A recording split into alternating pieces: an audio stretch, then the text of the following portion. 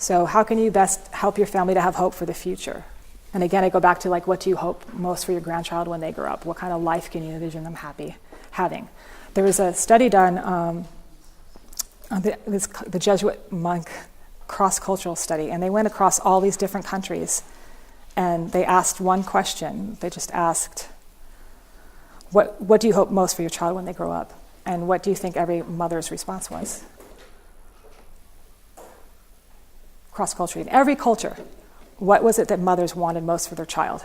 She's hoping and dreaming for a happy, successful life for him, right? That's what we all want. You want your kids to be happy, you know? And it doesn't matter what culture you're from, we all want the same thing. There's a wonderful video, and this goes back to what I had mentioned earlier about, it's from a book called The Importance of Getting a Skinned Knee. And this video is just like basically said your grandchild has to learn how to cope with failures early in life, so that when the stakes are low. So the book is called The Importance of Getting a Skinned Knee, because if you get a skinned knee and you learn how that you can survive that and get over that and you're okay, those kind of experiences over and over and over again when children are young are what kind of like builds the inner strength to be able to handle life's greater challenges when they get older. So again, this is kind of, I always bring this up as a way of saying to moms and dads, most of the time it is moms, I have to say, from doing too much and not pushing their child to see what they're capable of. Bottom line is don't feel sorry for your grandchild. Don't feel sorry for them.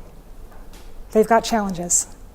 Your grandchild has a unique set of challenges that are identified. You kind of know the things that they're going to be challenged by.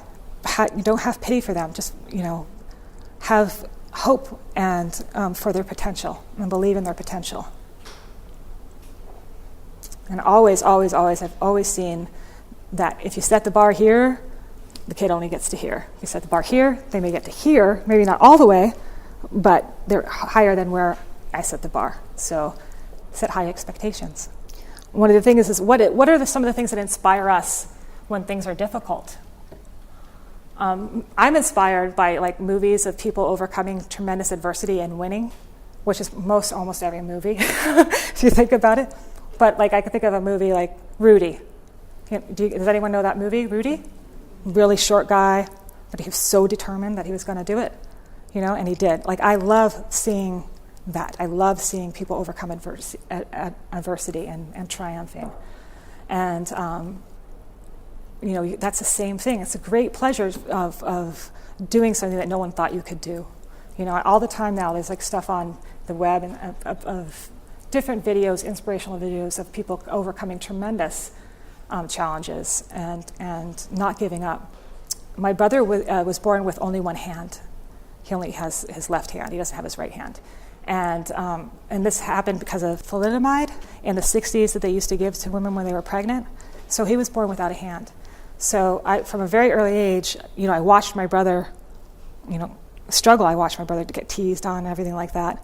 But my parents went to the Shriners Hospital for to get like a prosthetic thing put on, and my brother was refusing to wear it. So they went in to talk to the doctor, and the doctor said to them, "If you treat your son like he has a disability, he will have a disability. If you treat your son like he's any other kid, he will be like any other kid. Your son is not disabled. The rest of the world is disabled in the way that they view your son." So, how you go about the next 100 days even, now that you have the diagnosis, and how you go about new challenges as they come up as they age and stuff like that, is priceless in terms of your grandchild's what their life will be like.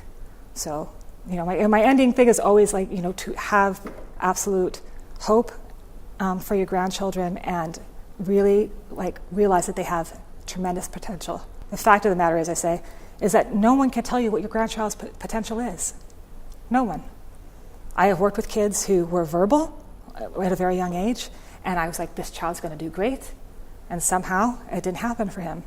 And I've worked with other kids, I'm like, oh, this kid has got so many challenges. How is he, how is he going to ever overcome this? And he becomes almost indistinguishable from his peers. So there's no way, really, there's no gauge or test that you can take to see what the outcome is going to be. So, believe in your grandchild's potential. And I say that, their potential is limitless at this point.